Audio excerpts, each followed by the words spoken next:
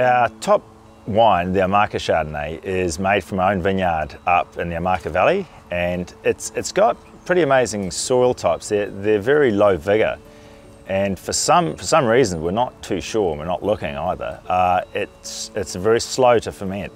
So you get a lot of complexity from that, and I think that's a big part of it, and also the freshness that we have in our climate, it keeps the acidities up. And I think people moved away from oaky Chardonnays, I think, because they're warm climate Chardonnays and lack focus and acidity.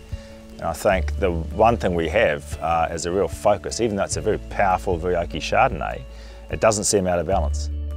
Our Chardonnays in Marlborough are strongly fruit driven, but that's not all they are. I think we're developing a lot more complexity than we used to have, and perhaps that was a criticism of the early ones, is that they weren't complex enough compared to the old world. I think now we have that, and we've still retained our intensity of fruit, which is great. I think Chardonnay is very forgiving, and I think perhaps that's why it's grown fairly successfully in most corners of the planet, is because I describe it as a very good mother. You can put Chardonnay into all sorts of stress, and its babies are still pretty good, whereas some varieties like Sauvignon Blanc, for instance, any kind of stress and the fruit tastes bad.